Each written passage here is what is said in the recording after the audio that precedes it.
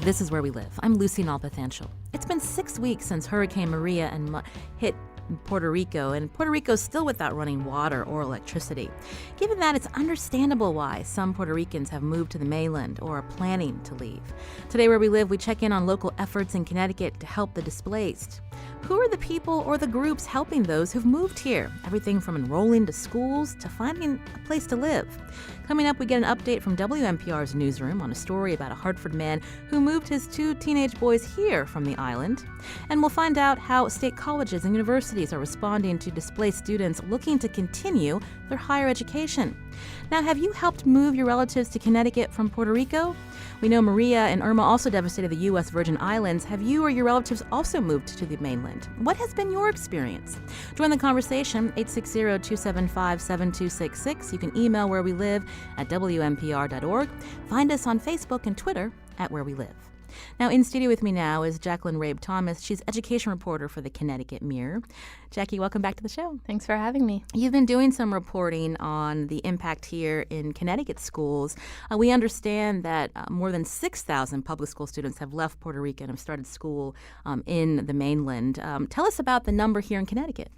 Sure. So there have been 500 kids who have shown up in Connecticut schools that have been reported so far, at least that many. So the State Department of Ed last Monday did a survey of asking districts, how many children have showed up to your school from Puerto Rico in the aftermath of Maria. And there was 500 children so far of the districts that responded. Only about half the districts responded, but they were the larger districts and districts that have historically had more students from Puerto Rico.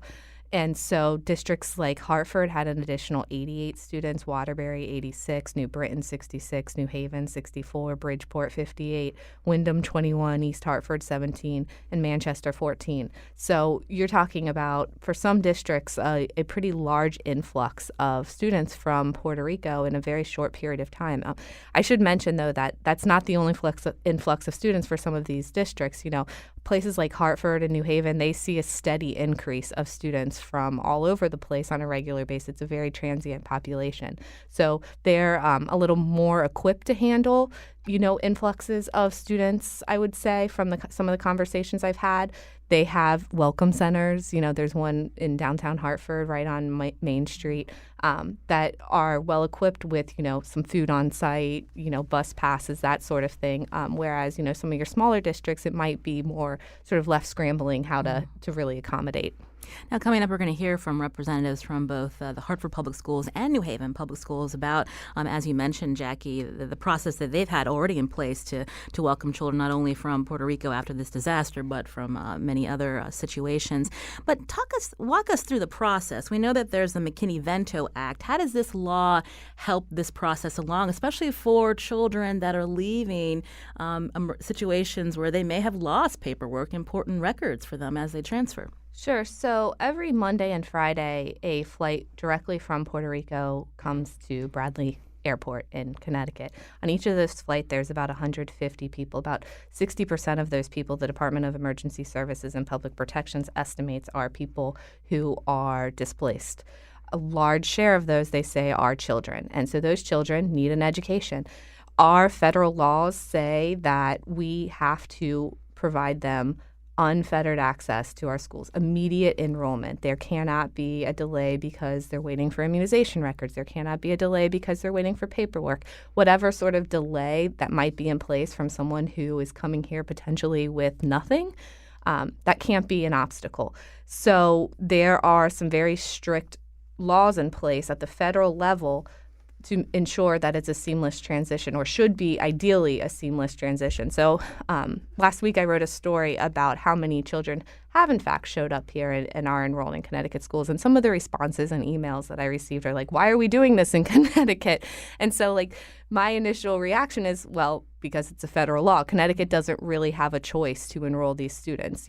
Maybe they would make that decision because it's the right thing to do. But just as we have to enroll someone if they move here from Massachusetts or Ohio or name your state, Puerto Rico is part of the U.S. So we have to enroll them just as we did anyone else. And by the way, students who are undocumented and here illegally, we have to enroll them too because of a U.S. Supreme Court decision. So our schools don't get to make that decision of who they enroll and who they don't. On the phone with us now is Charlene Russell Tucker. She's Chief Operating Officer of the Connecticut State Department of Education. Charlene, welcome to Where We Live. Thank you very much, Lucy. Nice to be here. I understand you're the point person for school district superintendents across the state who may have questions about the process. Walk us through what you've been hearing from districts, both large and small. Thank you very much. And Jackie did a nice job in talking about the federal law. And so what we've been doing here is making sure that the districts, all of them, have all the resources and information that they need around the federal law, including information. So when Jackie talked about immediate enrollment, even if you're lacking documents, there is a question about immunizations. I think that's one key question. And so we have worked, our Department of Public Health has done a really great job and has worked with Puerto Rico specifically, and they've provided information that we provided to our districts on immunizations. The Department of Public Health has provided information and a point person to assist districts, school nurses, who wants to get information and immunization history or record for students. There's a process in order to get that because there's a Puerto Rico immunization registry for them to obtain information. So I have been providing information and supports for districts, answering questions around McKinney-Vento, answering questions around immunizations, and making sure the folks here in the agency who provide that direct support are available to answer those questions. We heard Jackie say that there's about 500 students from Puerto Rico that have moved here or that are enrolled since Hurricane Maria. Do you have the most up-to-date number, Charlene? We now have, as of this morning, for those reporting, we have over 600. And not all the numbers are in, so the numbers are certainly climbing. So with the influx, and I know it's spread out among districts, so maybe it's not that many, a lot of stress on one particular district, but when you have more students, there are more resources to handle them. I'm just curious how school districts are handling that in terms of figuring out which classroom they go into so that they don't have a high number of students, or if you have the right amount of teachers or resources for them. And so those are all great questions, and I believe that they're all grappling with that. And as Jackie mentioned earlier, some of our urban centers are more prepared, I would say, and have resources. But the questions that they're grappling with are exactly the ones, Lucy, that you just mentioned. Hartford, I know you're going to be talking to. So districts are individually developing, or they have individually developed plans. What is the appropriate school? Maybe what's the appropriate classroom based on grade level that will be more supportive and helpful to students, and also working in partnerships with community organizations as well for additional resources and supports that children and family may need. Jackie Rabe Thomas is here from the Connecticut Mirror. You mentioned some of the larger districts that have the processes in place, but what about the smaller districts? Have you been hearing about any issues? Not any specific issues. However, understanding that I think most of them are really looking to district partners that can be supportive in their efforts. The ones and twos and threes, as you can imagine, are probably a little bit easier to accommodate and to work with than the larger numbers that Jackie spoke about earlier. Jackie? So one thing that I have heard is that, Hartford Center, its Welcome Center, has a very small budget. It relies really heavily on outside donations, and they have been receiving large amounts of donations.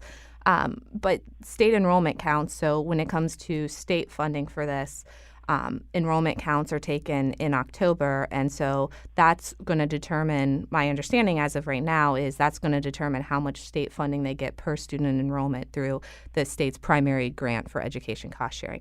And then the other thing is if Connecticut decides to apply for federal money through FEMA for people who are coming here, it's really important that they're registering through FEMA and acknowledging that they're in Connecticut, because that will also potentially play a role in Connecticut's application. And for people to register with FEMA. It also insures them, or not doesn't insure them, but it sets them up to potentially get transitional housing vouchers for hotels when they move here if they don't have family members. It potentially sets them up to get some unemployment assistance for if they've lost their job, if they just need some help with mitigating that lost income that they're having. The obvious one is if their housing was destroyed back home and potentially get some funding to help repair that damage.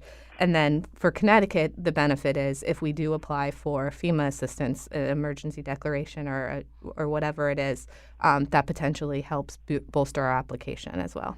So, Charlene, it sounds like additional funds might be coming, but right now districts are really working with what they got to help. And as you said, there's at least 600 new students from Puerto Rico that are enrolled across the state.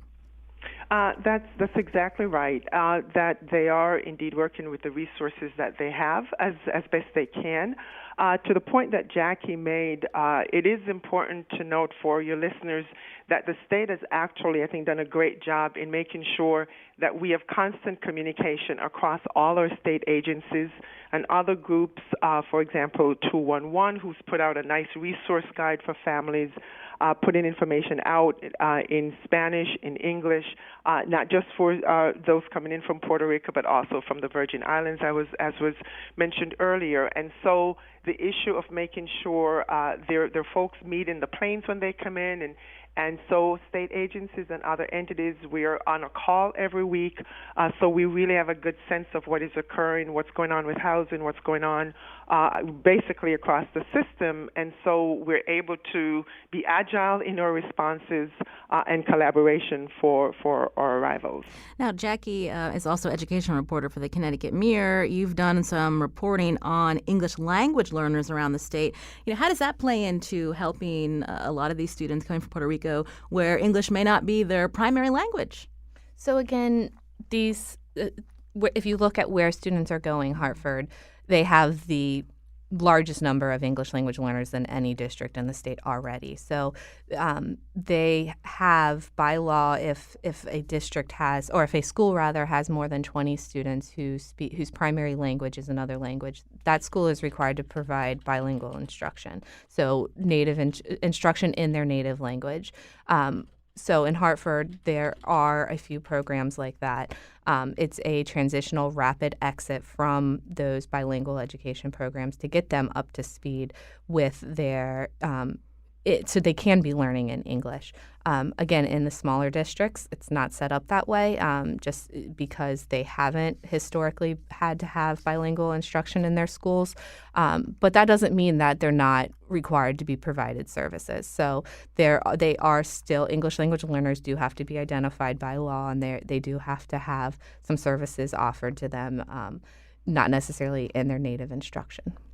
Charlene Russell Tucker, Chief Operating Officer for the Connecticut State Department of Education. Before we head into break, I am curious for some of the school districts who may not have a lot of the instructors to depend on for English language learners. What are some short-term solutions there?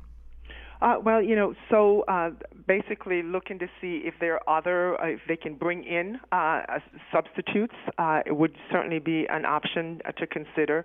And sometimes you do have the staff already in the school. It's a matter of where they're placed and what it is that they are responsible for.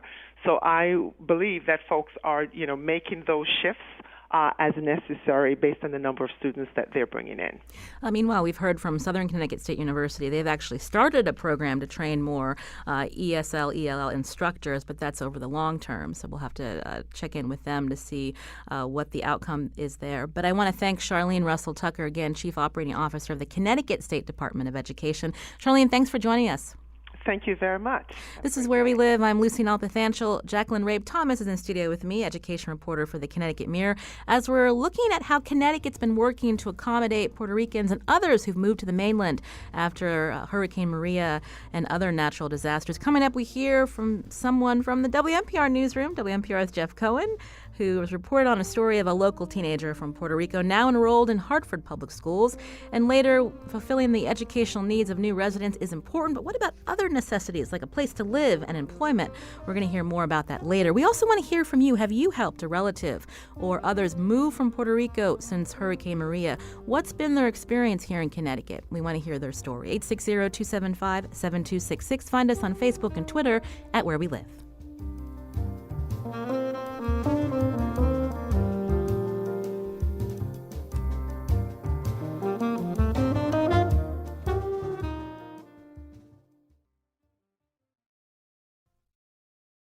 This is Where We Live. I'm Lucy Nalpathanchel. We're talking about how Connecticut's helping Puerto Ricans 6 weeks after Hurricane Maria devastated the island. Now, a couple of weeks ago, WNPR sent a reporting team to the island because the state's connection to Puerto Rico is strong. Nearly 8% of Connecticut's residents are Puerto Rican.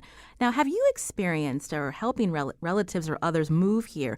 What has been their experience? We want to hear from you. 860-275-7266. You can find us on Facebook and Twitter at Where We Live. Joining us now is WNPR's news director, Jeff Cohen, one of the part of the team that went to Puerto Rico just a couple of weeks ago now. That's right. I think we're back 2.5 weeks or so, 2 weeks. So you met a lot of different people. We've been hearing your reports as well as digital reporter Ryan Karen King. Great visuals on our website. Some of the people you've met, you've followed them as they've come into Connecticut. Tell us about that. Sure. And well, I'll say one thing that was notable when we were there was we didn't have to try very hard to find people from Connecticut. In fact, in many cases, we didn't try at all. We were at a stream where water was people were coming to get water, and one guy who came down was from New Haven. Another woman lived in Hartford. So these connections are very rich. We did find on the plane down a man who his name was Guillermo Clas. He was going to pick up his boys. His story was that he had to sell his car in order to buy the plane tickets to bring his teenage sons back. One of them is of high school age. The other one is a little older. And that young man named Jomar started a week ago yesterday, started his first day at Buckley High School here in Hartford. So we went last Monday morning early. High school starts early, by the way. We went to go with Jomar on his first day of school, and we spoke with him a little bit in advance in his house just about how he was feeling. No sé, primera vez que vengo a una escuela de acá. What he was saying there was like, look, this is the first time I'm in a new school here. I'm not used to school here. I'm used to seeing my friends and saying hello to them, and I'm used to school in English. And so he was straight up nervous, and you could see it. And with a reporter and a microphone in his face, it just adds to the It's why we didn't hang out too long at school, because every ninth grader wants a reporter hanging out with him on his first day of school, right? But so tell us a little bit more about his transition. You walked with him and saw the interaction between teachers, and what has been the response? What was interesting to me, and we spoke about this in our reporting, was this is a deeply personal, deeply real, and you were speaking about this, Jackie, before, experience for this young one boy, right? He's never done this before. On the flip side, Buckley does this every day. Buckley High School does this. They have 40 welcome packets ready to go at any given time. So many school districts are very used to this sort of influx of kids. By that point, this was a week ago, Buckley already had 17 kids, I think, from Puerto Rico. They speak maybe 20 languages or so in the school. So the school system was really well prepared. And here's one teacher, she's an administrator there, Gretchen Levitz. Here's how she talked about it. Like I said, we have so many students here from other countries that come here new every single day. So it's nothing like he's the only one. And we expect more and more, especially from Puerto Rico as well. And we're ready for everybody. Go ahead. And so she's the program director so she's checking in on who's arriving. And you mentioned the welcome packets. Do you have an idea of what's in those packets? I didn't get to see. You're a good editor. I didn't get to see what's in the welcome packet, but I do. She functions. Her role is sort of self-described, and she would say this was sort of a school mom. That's how she pitches it a little bit. But what was interesting and nice was as he arrived and we were in the big sort of entryway there at Buckley, there were two teachers who came up to Jomar, who started speaking in Spanish to him and asking where he was from, and they were familiar with it. And I could tell that as you go through that process, that a little bit of the nerves, because they're used to it, right?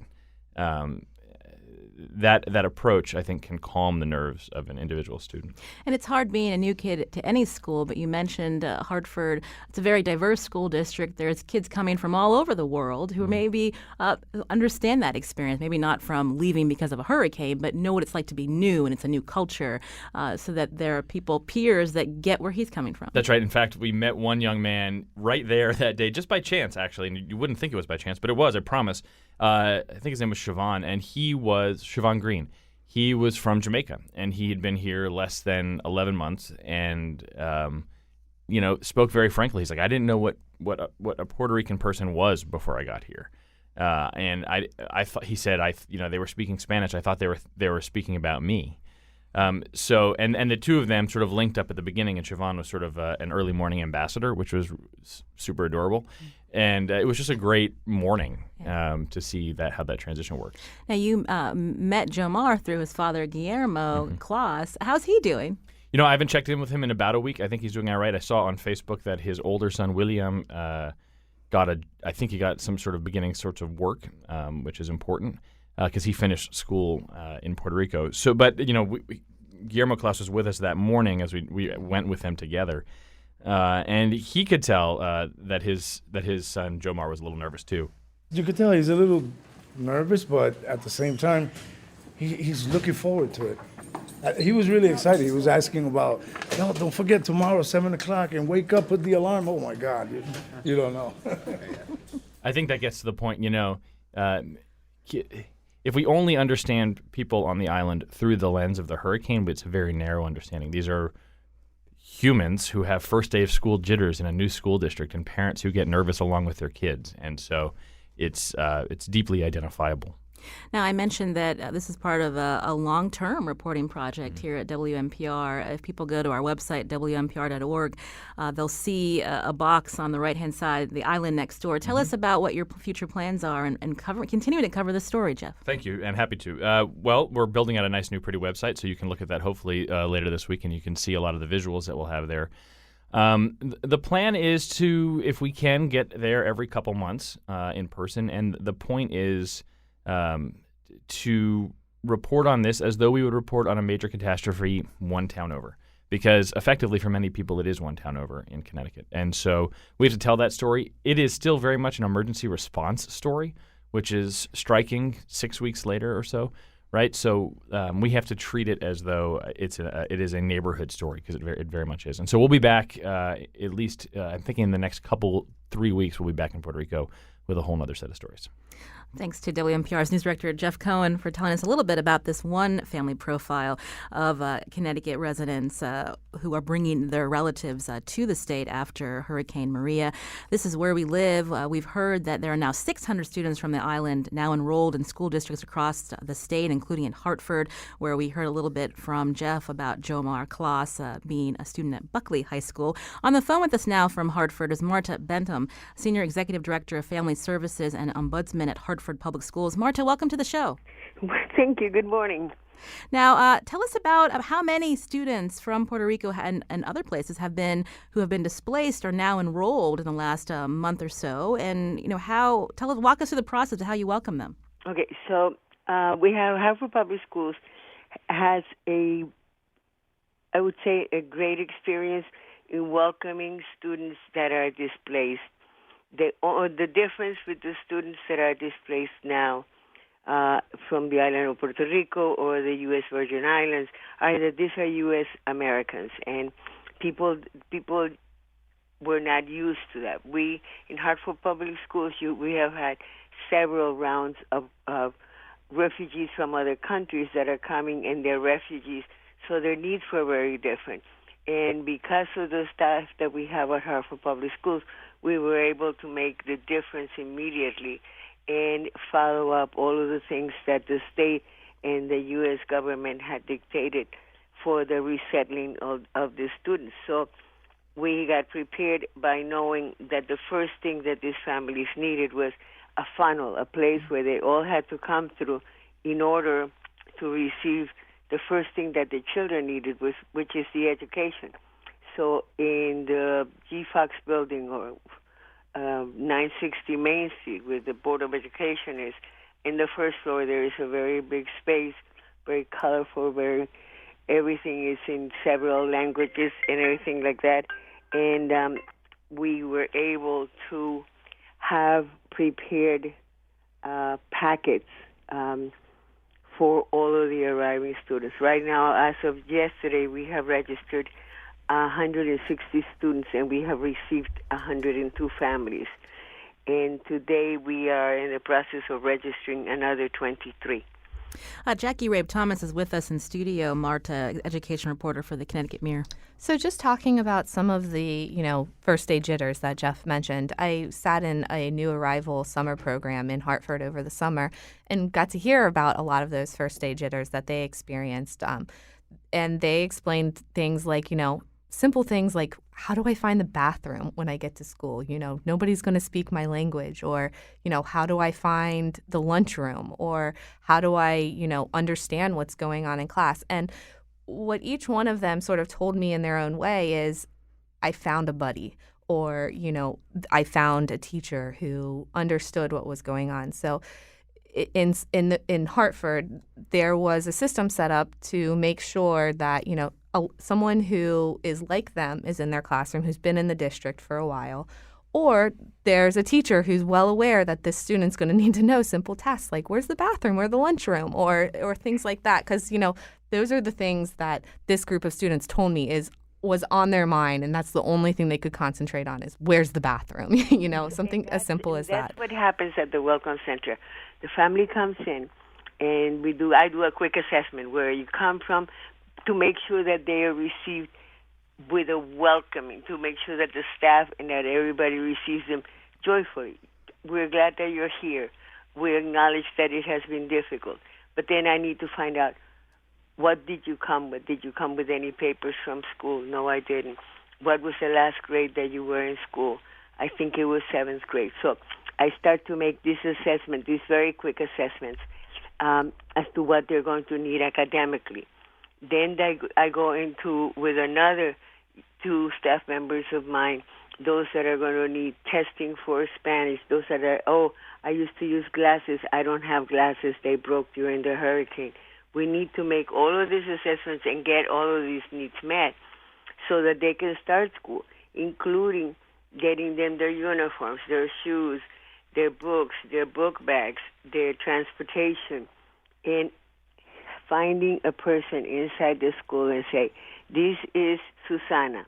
Susana Mejia is going to be waiting for you on such and such a day to register you. And Susana Mejia is there, and Susana Mejia is actually a family resource aide, or she is a social worker, or she is a behavior tech that will then introduce that child to somebody else that will become his buddy.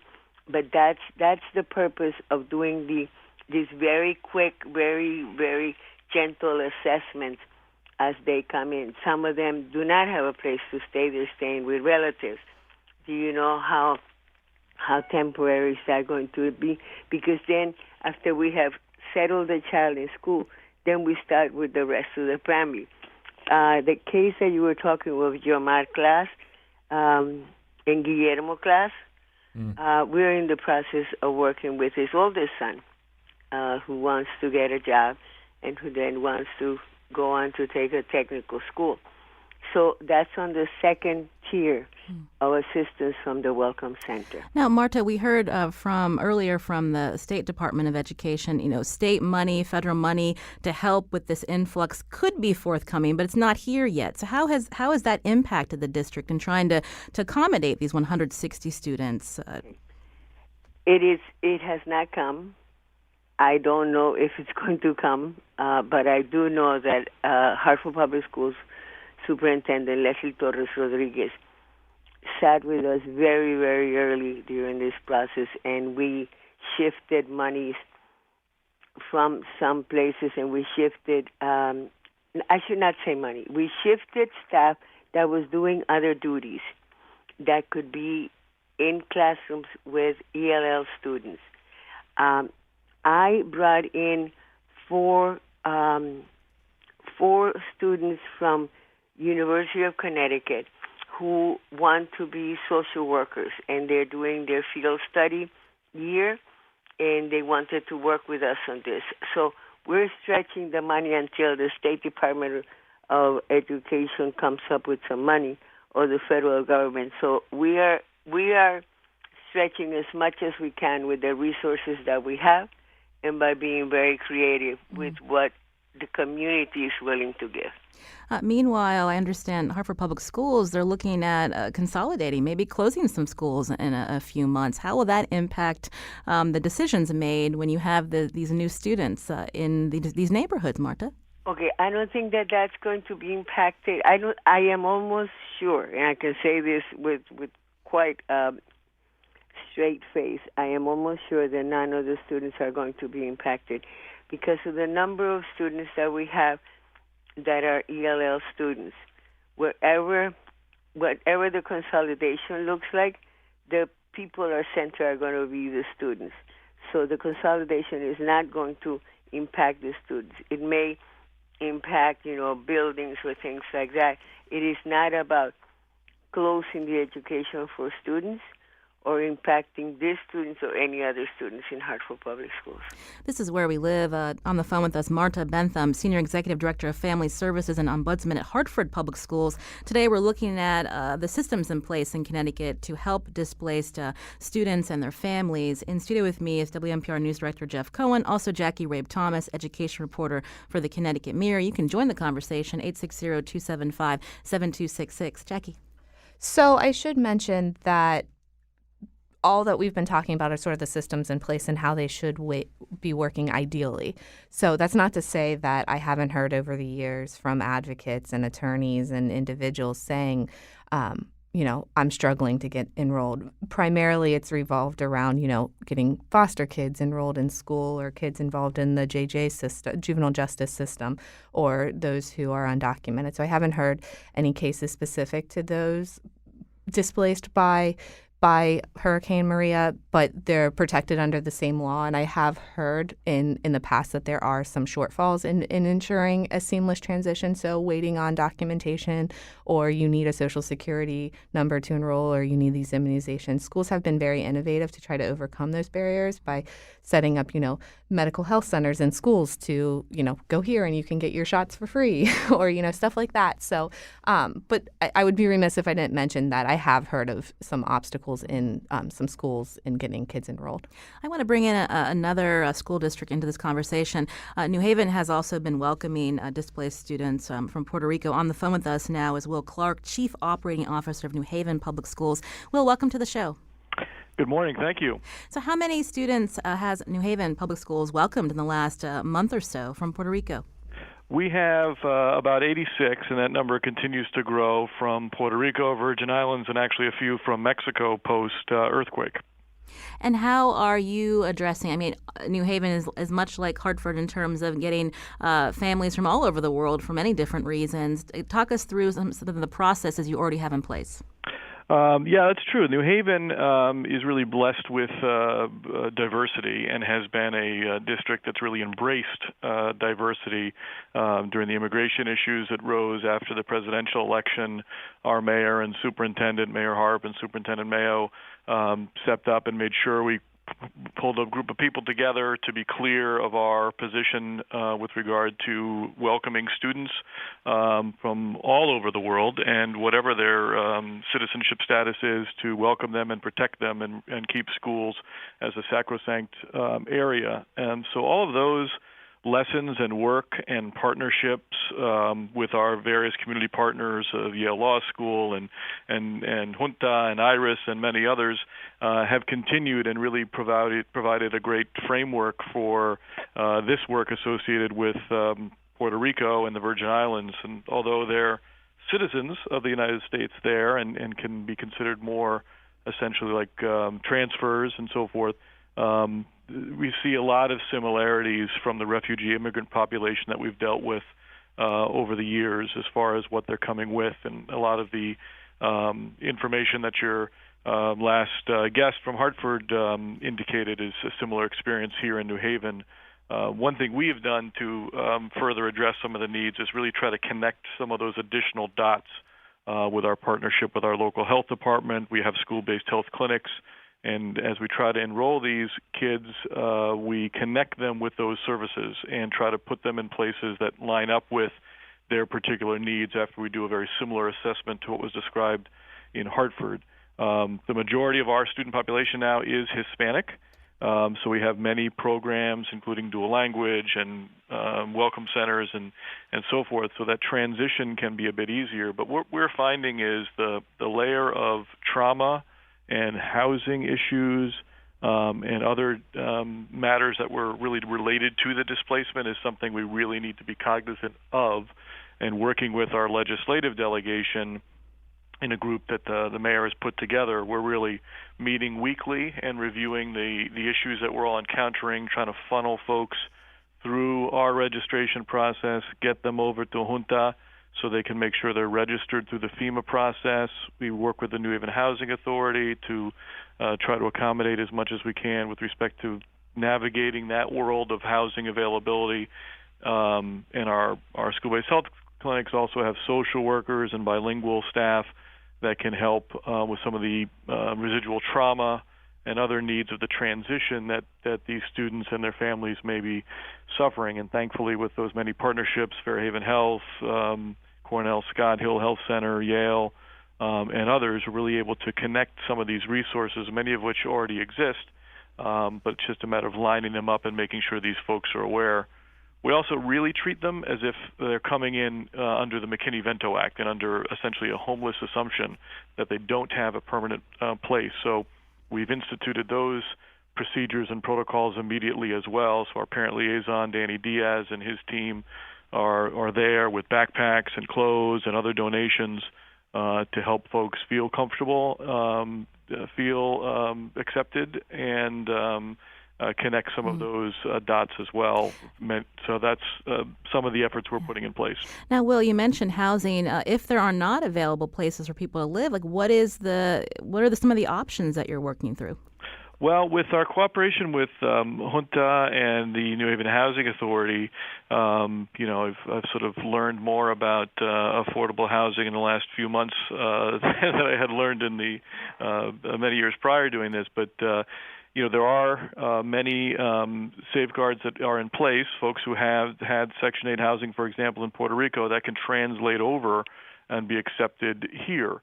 And then they can get on a Section 8 voucher list here and get some housing through that program. There's FEMA support that allows for some temporary support and stay, and then if they're registered through the system, can help those folks get some other resources, whether that's temporarily a hotel, while other more permanent placement is sought. Many folks we found are connecting with family and folks that they're familiar with, but that could complicate matters for that family based upon their particular lease or their circumstances, and can add a strain to them. So what are the supports we can provide to those folks to not put them in any danger for their housing situation, but also understand the need temporarily and potentially long-term for these folks. So really, we've treated it like we do any other emergency. So the mayor has instituted our emergency operations center. So Rick Fontana and his team are coordinating meetings, and really that's just a method of making sure we're consolidating efforts, communicating well, getting resource information out there to the affected folks, and making sure that information is available at our schools and our school-based health clinics and so forth, so it's available to folks who may need it. Will Clark is Chief Operating Officer of New Haven Public Schools. Thanks, Will. You're welcome. Also, thanks to Marta Bentham from Hartford Public Schools and WNPR's Jeff Cohen. This is Where We Live. I'm Lucy Nalpathanchel. Coming up, enrolling in schools one way to help displaced residents. What about finding a home or other services? We'll check in with the Commissioner of the Department of Emergency Services and Public Protection, and Jackie Rabe Thomas will stay with us. This is Where We Live. More after the break.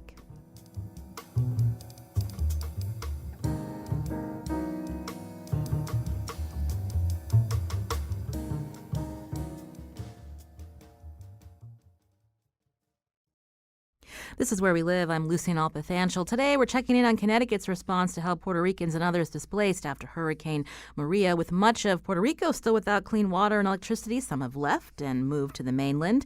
On the phone with us now is Commissioner Dora Shariro. She leads the Department of Emergency Services and Public Protection.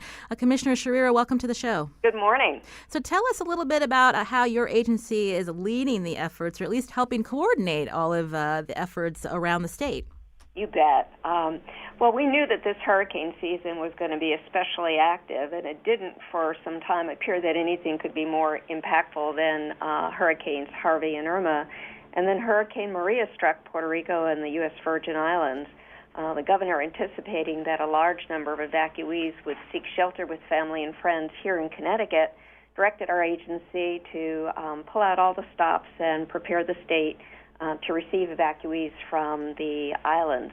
Our response to this storm is very much the same as it is to all other storms, and that means that we contacted all of our state agency partners and non-governmental friends. That would include, of course, United Way, 211, Red Cross, and Salvation Army, and together to activate a plan, tailor a plan that would address the immediate and longer-term needs of those folks who are finding refuge here here in Connecticut.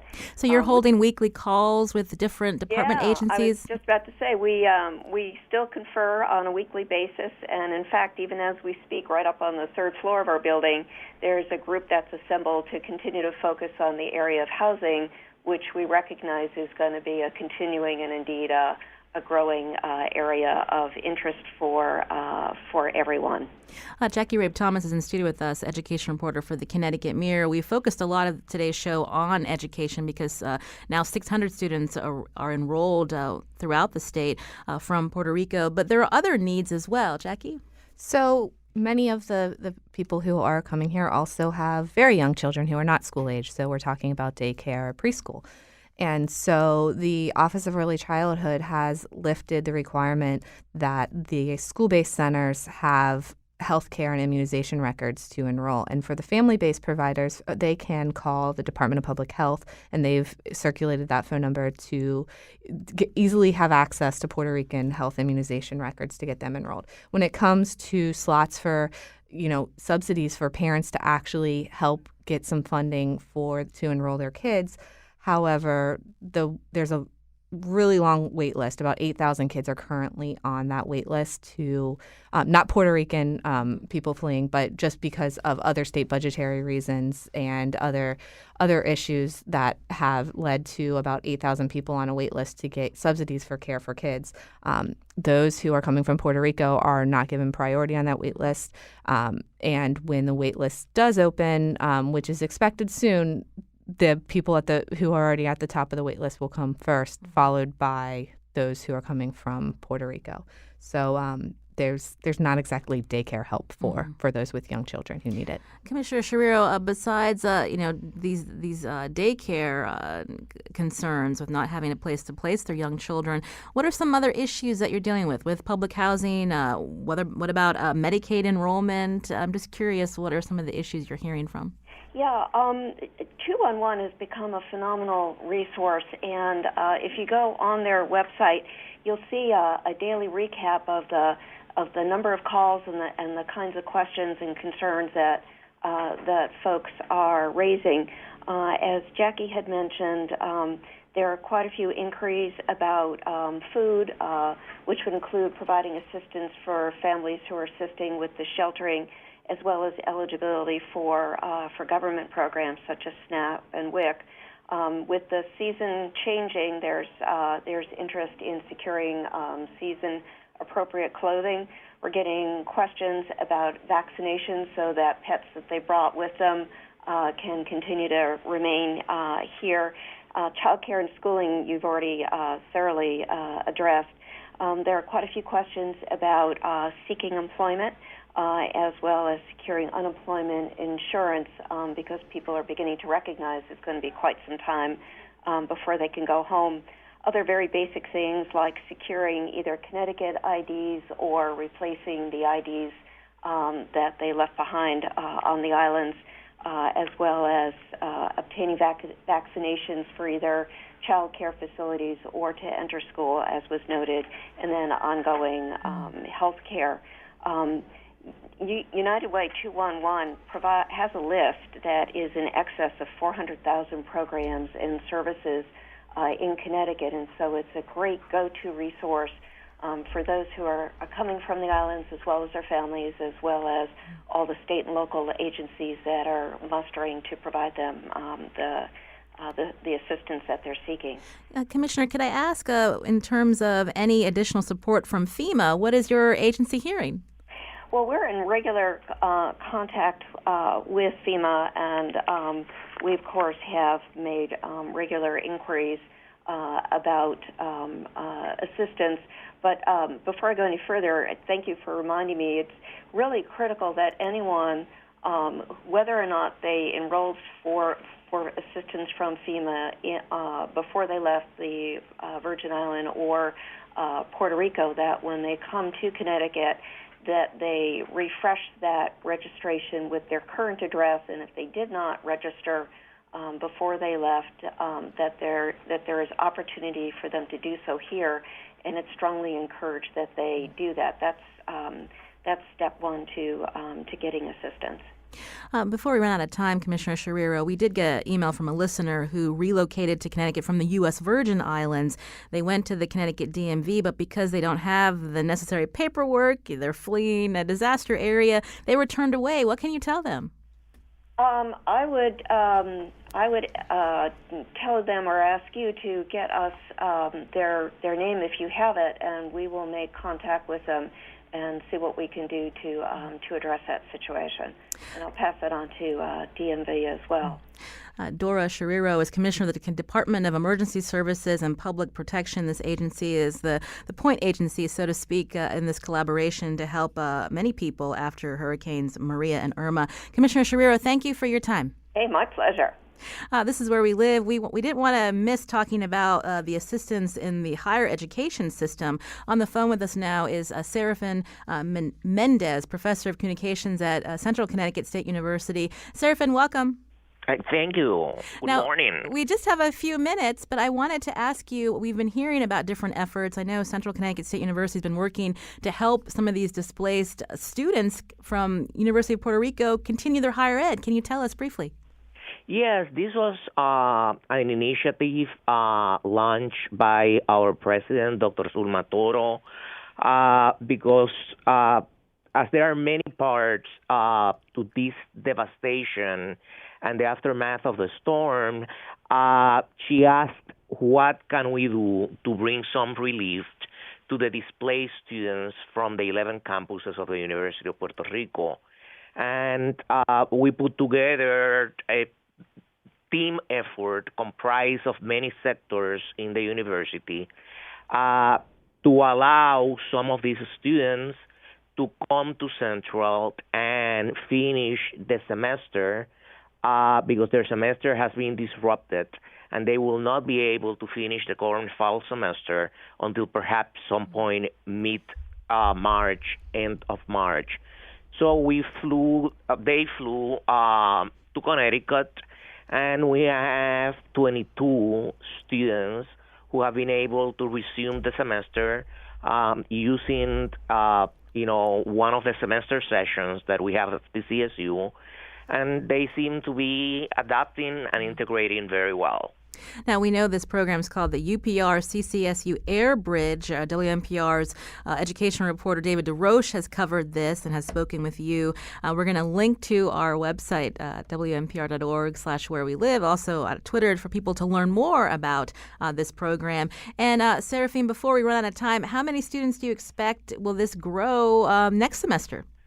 Well, we have 22 students. And we expect that a significant number of them will stay for the spring semester, and we intend to make it available. The Board of Regents for Higher Education have authorized some provisions so that they could come during the spring semester and most likely the fall of next year as well, until the situation gets normalized at the University of Puerto Rico. That's Serafine Mendez, Professor of Communications at CCSU. Thank you for joining us. And again, we'll send out that link for our listeners to learn more. Thank you. Jacqueline Rabe Thomas, always great to hear from you. Thank you for your reporting, education reporter for the Connecticut Mirror. Today's show produced by Carmen Baskoff. Thanks to WNPR intern Sarah Bly. Our technical producer is Kyone Wolf. WNPR's executive producer is Katie Tolarski. You can learn more about the show, WNPR.org/where we live. I'm Lucy Nalpathanchel. Thanks for listening.